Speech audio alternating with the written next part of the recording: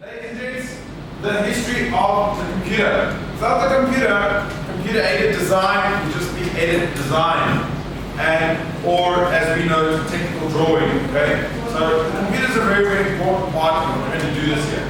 So we're going to look at the history of the computer. Now, please, ladies and gents, this is a very brief overview. Okay, it's not by all means extensive or exhaustive or anything. It's just so you can know where we've come from.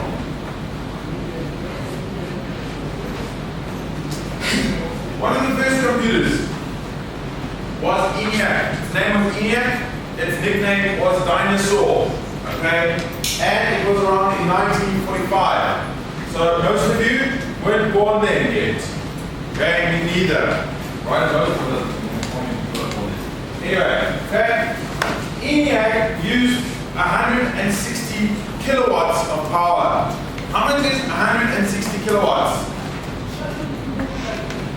Too much, you ask. It is too much. Okay, I worked it out, more or less. Okay, so if in your house, your geezer's running, and your hairdryer, your kettle, your stove, everything's running at the same time. Okay, it could be the equivalent of about 20 houses.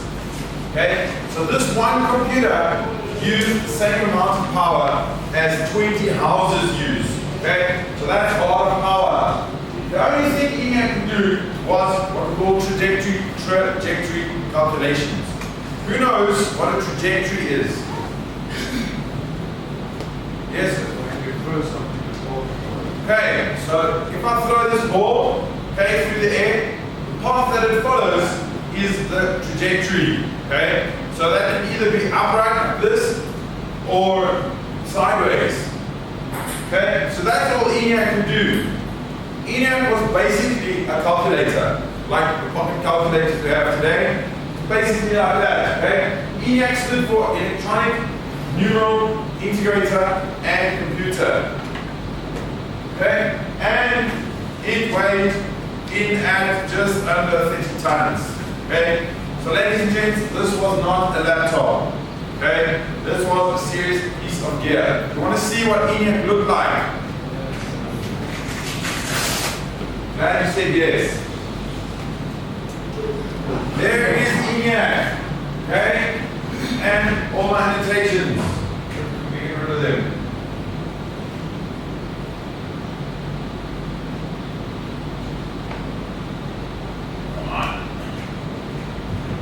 Alright, so this is what ENIAC looked like. You can see ENIAC was not really a desktop computer. It was the size of a building. Okay? You can imagine with 160 kilowatts of power how much heat ENIAC put out. Okay? So the way you program ENIAC was as follows. This over here is Frank. This over here is Sue. Alright, and Frank and Sue don't look like the kind of people that you just pick up off the edge of the street. They look kind of smart, don't they? Yes? Okay, so what Sue would do is they pre-wrote the program, okay, on that piece of paper. What she'd say is, Frank, go, yes Sue, B6 to D9.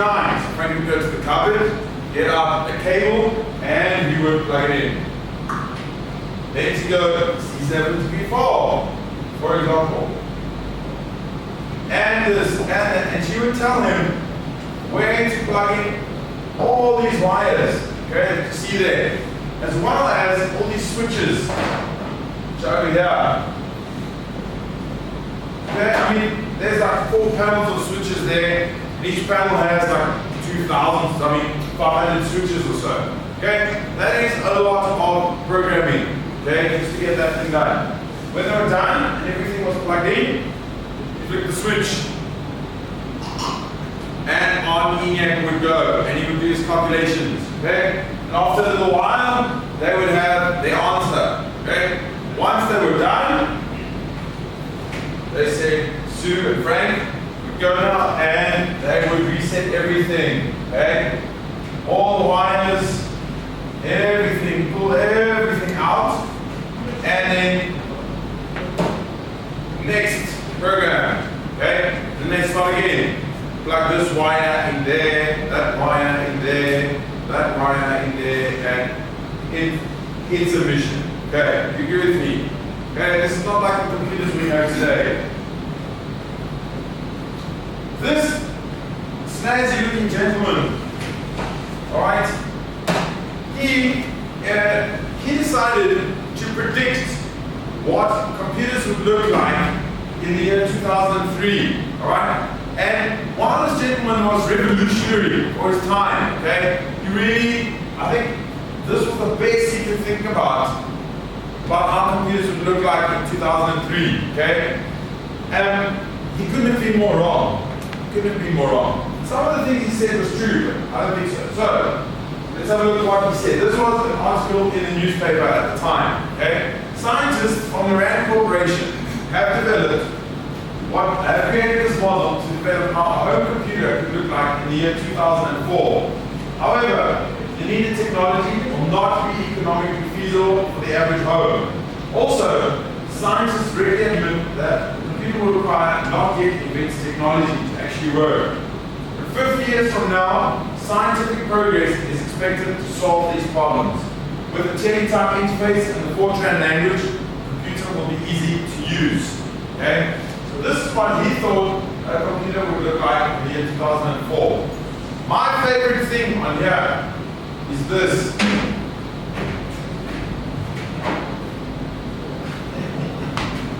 What is that? I don't know. It's steal the computer. I don't know. Okay? For racing it. For racing it, for simulations. No, it's true. These days we're going to buy that and put it on our PC. Okay?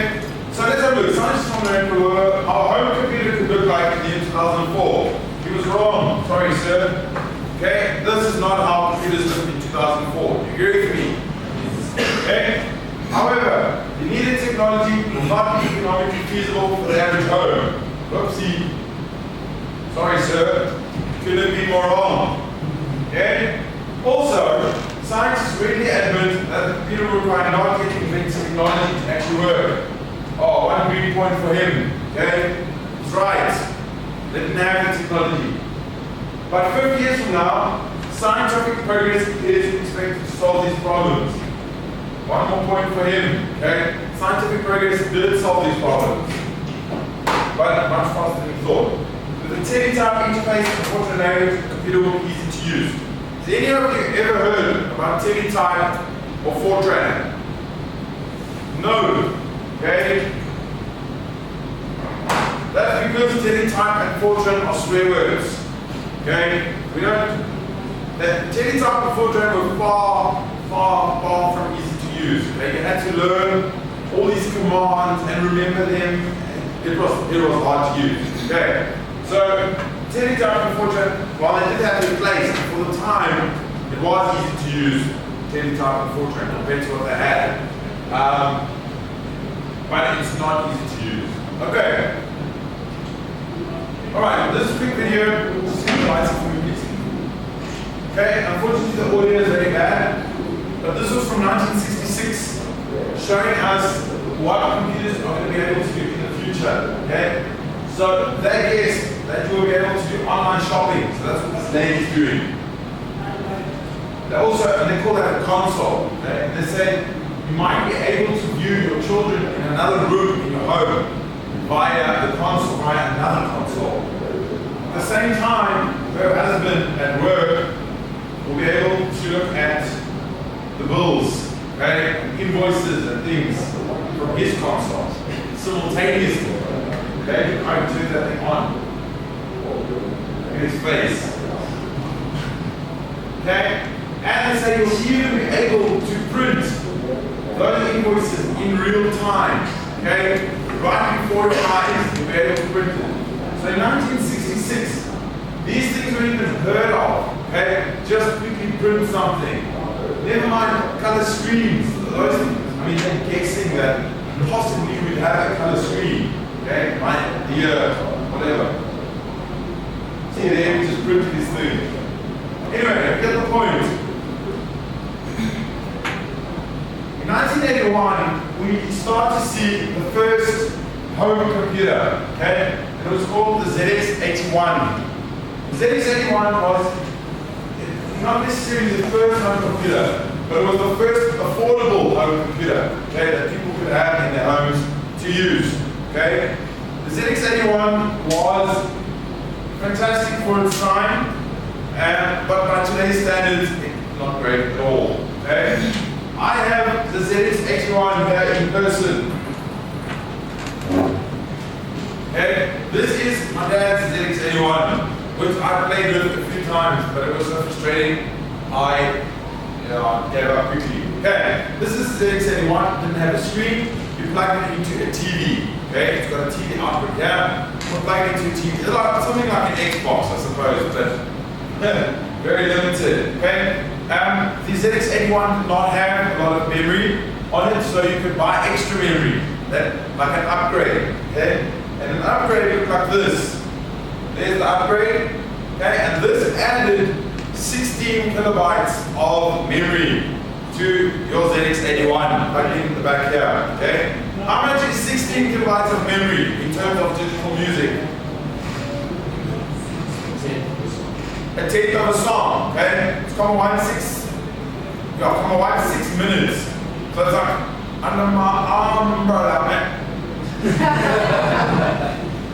Okay, this is the ZX81. Now, if you wanted to program the ZX81, what you had to do is you would go to the shops and buy yourself your favorite game, okay, whatever the game was that you wanted to play. Let's say it was Pac-Man. Okay, you all know what Pac-Man is? Yes?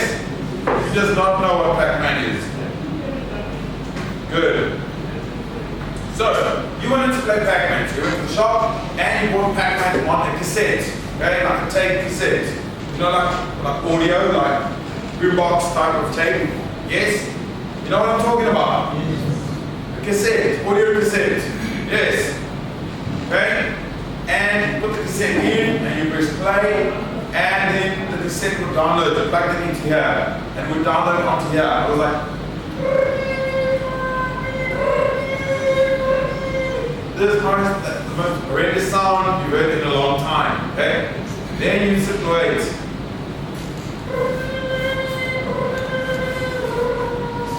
And you create some more. Eventually, like, go to the kitchen, make yourself some coffee, come back. The thing is still loading. You decide, no, I'm going to go to the toilet. Because when this thing is ready, I want to play my game. I want any disruptions. Go to the toilet, come back. The thing is still going. Okay? Eventually it was finished downloading. Okay, after a long time. Then you press load, Pac-Man, enter, and you can play. And if you bump this thing a little bit too hard, even looked at it wrong, it reset. And then it would forget. And then you had to load it again. If it got too hot, it reset. You'd have to let it cool down and you'd have to load it again. So ladies and gents, this was by no means a practical way of computing. For its time, it was amazing. But in today's standards, it's not great. Okay? I have a demo that I managed to find for you that was created for the ZX81. Check it out.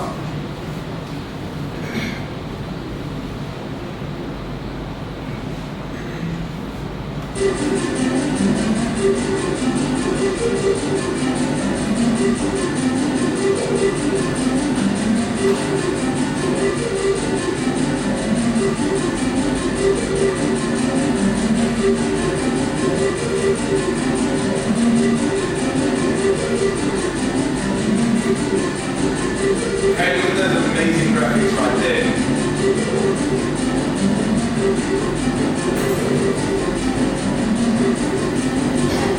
Okay, this is a drawing the sine wave in real time.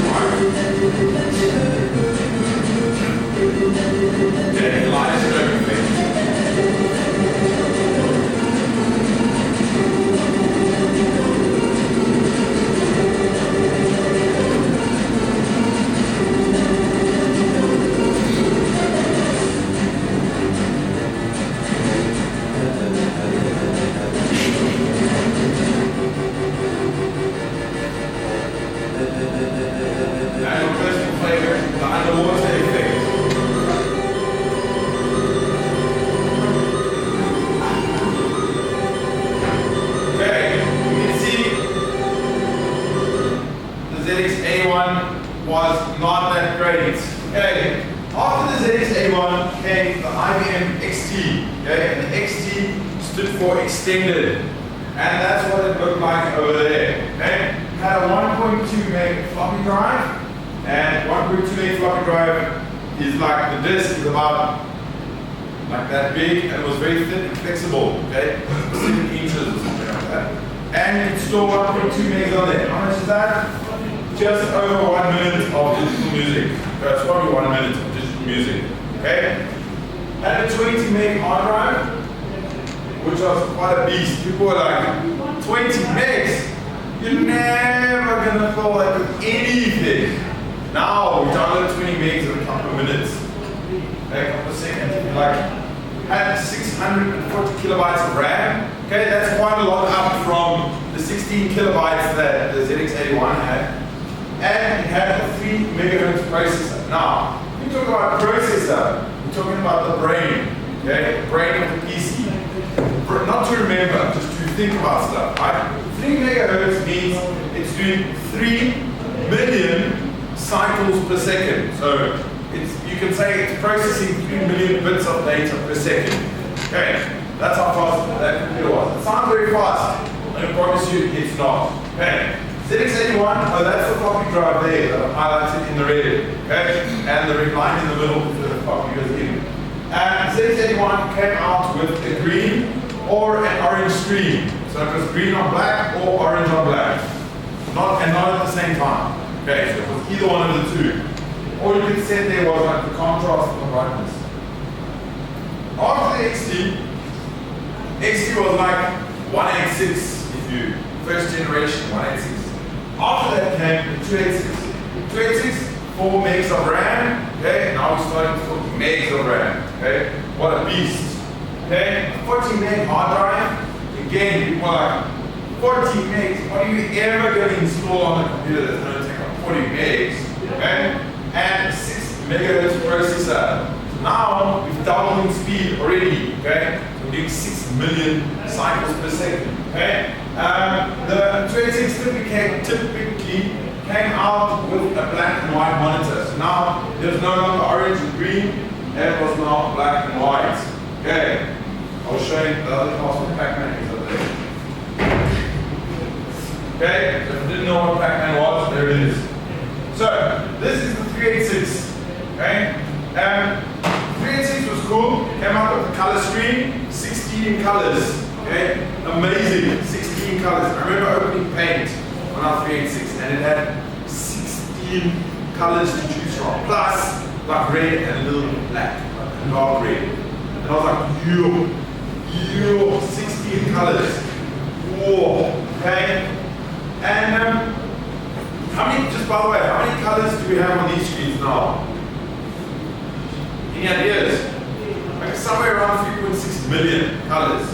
These screens can display. Okay, so that was far from good. After 16 and 256 colors, then you have 16-bit color and 32-bit color. That's what we use today. So 386 had a floppy drive at the top there. You can see it. And had this one was cool because it had a CD-ROM drive.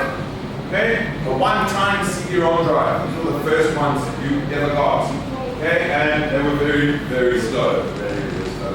Okay, you still had, you had a Stiffy drive, alright? Stiffies look like this. Okay, upgrade from the floppy. Okay, floppy was 1.2 megs. It was about this size.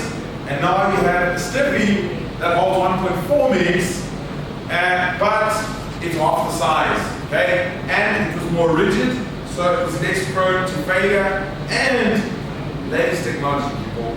We had this protective cover that went over this to keep it safe. Okay, I used to do when I did work and I saved it onto Stiffy. I'd save it 3 or 4 times onto the Stiffy, just to make sure that when I got home, there was still enough. I still had all my stuff. Okay, these days you got a flash drive. It's this big, holds 128 gigs. Of data, 1.2 megs. Okay, 386 had something very interesting. Okay, and just by the way, 8 megs of RAM, 8 meg hard drive, and now all of a sudden you have a 30 megahertz processor, which means 30 million bits per second of data is what you're processing.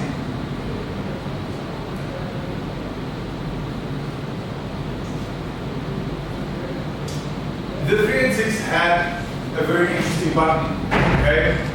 This is your on-off switch, which we know today. This is your reset button, which we have today, and we have this one over here.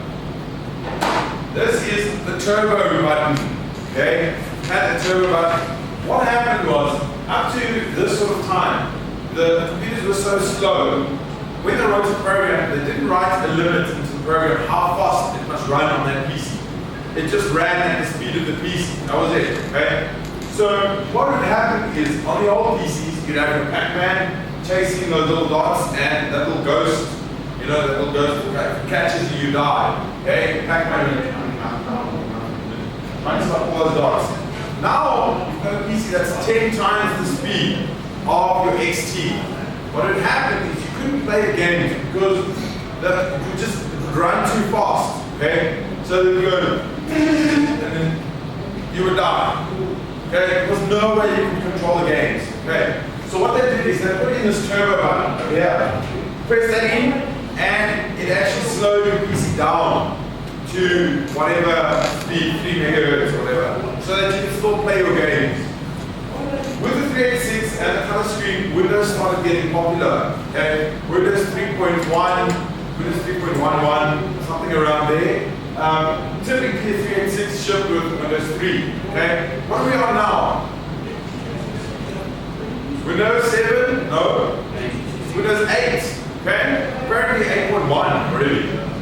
Okay, so have a look here. The next video I'm going to show you shows the history of Windows. Check where it came from.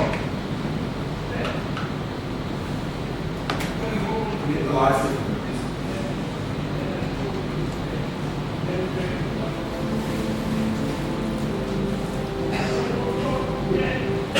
Okay, GUI is graphical user interface.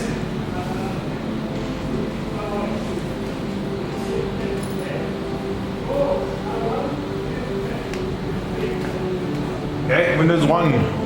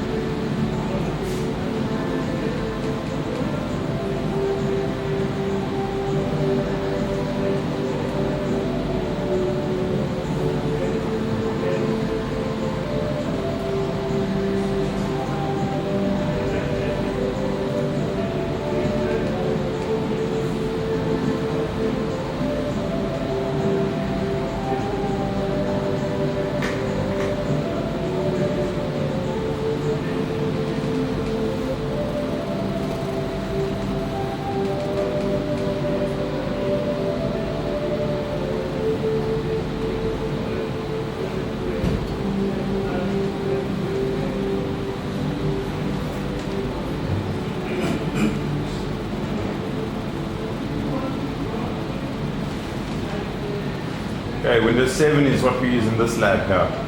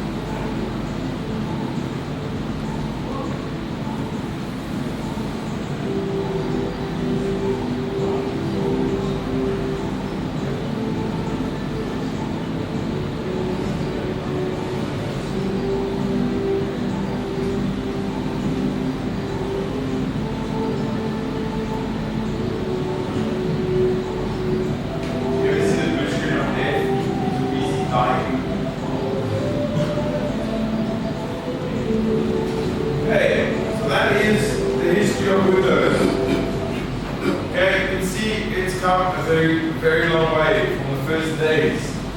Alright, after the 486 came the Pentium 1, okay?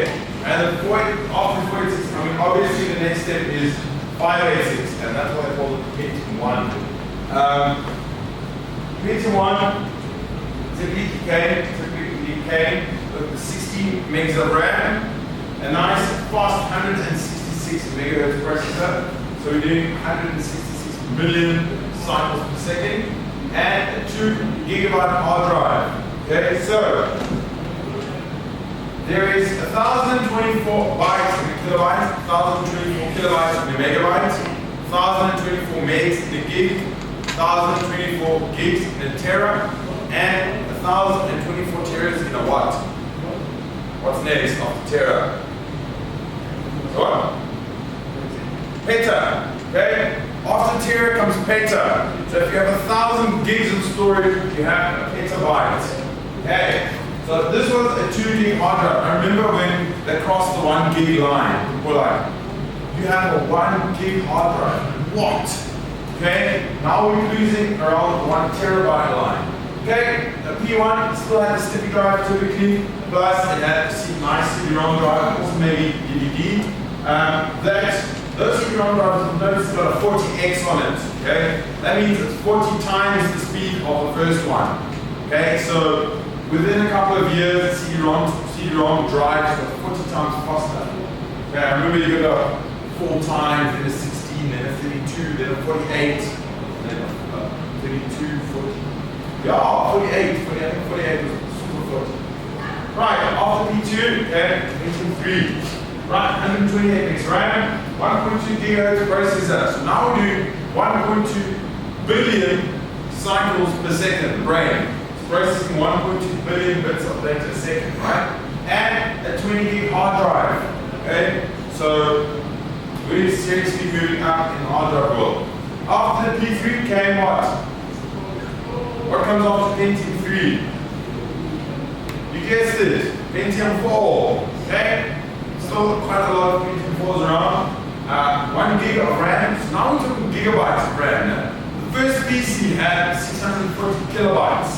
This is a lot, many times more than that, okay? I mean, the first computer didn't even have a 1 gigabyte hard drive in it. It had a 20 meg hard drive. Now we're talking 1 gig of RAM, 1 gig of RAM, okay?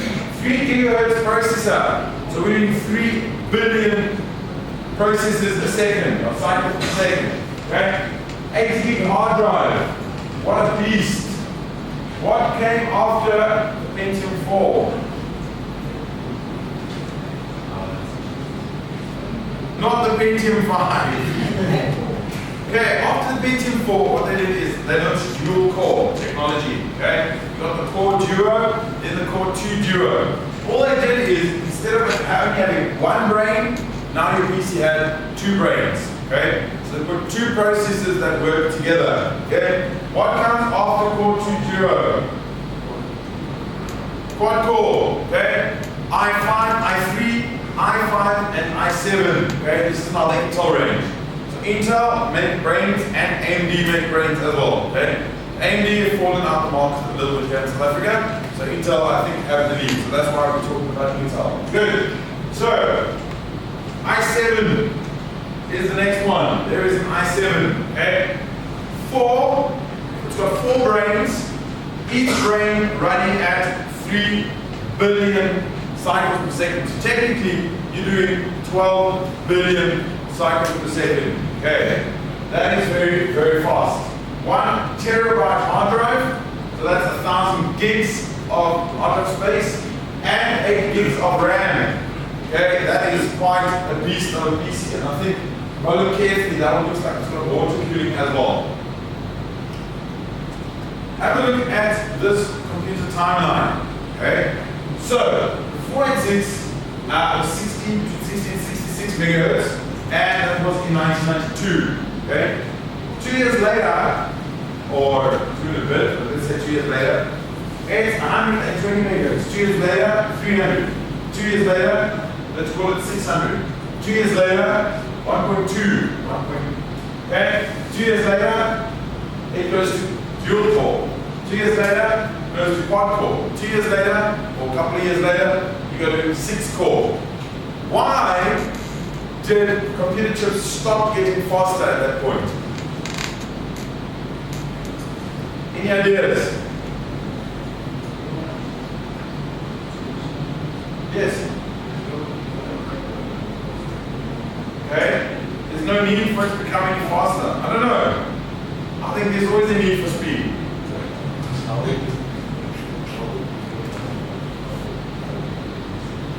Human mind, oh, that's a good question. How will the human mind keep up with how quick the PC is? Ladies and gents, the human mind is an amazing thing. Okay, it is really an amazing thing. The way your mind processes data is just astronomical. PCs wish, they just wish they could keep up with the human mind. I'll show you just now. We're going to dive into slides. I'll show you. I've seen autonomous vehicles, okay, cars that drive themselves, okay. So they've got sensors and stuff, and they have a boot full of computers in the back that do the same thing that you just do without even really thinking about it. So it's not that computers have superseded the human mind. Yes. Trying to keep it as small as possible. You're sort of on the right track. What's happened is the technology has got so small, okay, the processors have got so small and so compact that we've reached the limits of what we can produce on a silicon-based chip. Okay? So each one of these brains have what's like a little chip of silicon, and on there is all sorts of stuff. So we've reached the limit of this technology. So what they do now is it's not getting faster, it's getting smarter. So they add more pipelines and extra bit of this and extra bit of that and extra bit of everything, so that the computer gets smarter, not necessarily faster. Okay, so that's what they're doing today. Now, just by the way, I had a look yesterday on one of my price lists. You can buy a hex core i7, okay, Intel. It's 6 processors with 6 brains, each running at 3.6 gigahertz. Okay, so that's like 20. Running 20 billion cycles per second. Okay? Compare that to the 3 million we had in the beginning. Okay? It is astronomically fast. Okay? That puppy will set you back about 15 grand for that guy. Just for the processor. Okay? One of our students told me yesterday that AMD are making an octa-core. So there's 8 brains on the processor. That is my heritage. Right, look at this next video. This is summarizing what we spoke about this lesson.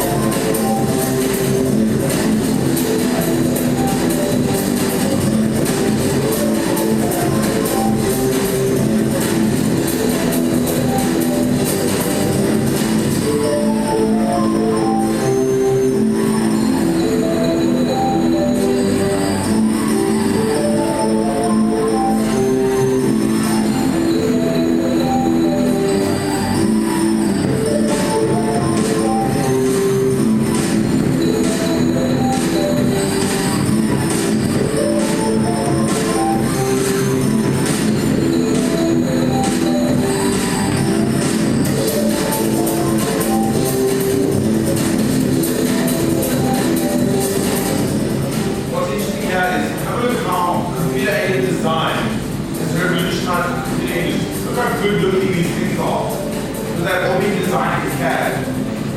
I mean, the computer sort of revolutionized itself all the time. Okay, what's the future?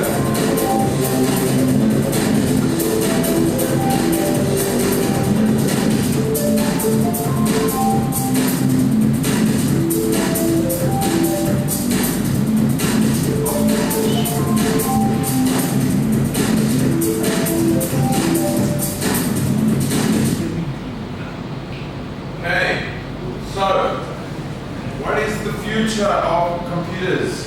Where are we going in the future? Is it going to look like that neat looking thing we saw over there? I don't know. Okay?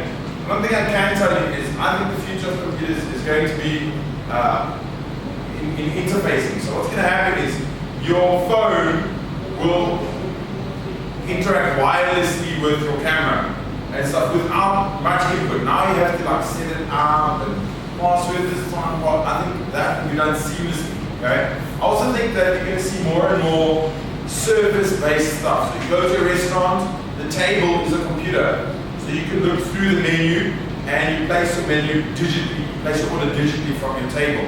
I think that you're going to see more and more. I also think we're going to see a change in the way you interface with the computer. So at the moment, you've got the mouse, which means you can click one finger at a time, and you've got the keyboard. So maybe you can use the mouse and the keyboard at the same time, but that's it. Computers are so powerful that just you interfacing with it at one time is nothing. You can handle so much more than that. So I think what's going to happen is we're going to see a change in the way we interface with computers. So I don't think computer technology, I mean, it'll always evolve. I don't think it's going to be like mind-blowingly revolutionized stuff quite yet. What we're going to see in the near future is 5, 6, 7 people using the same computer, but each doing their work on the same computer. I think that's the kind of thing we're going to see. Okay, so that is a very brief overview about the history of computers.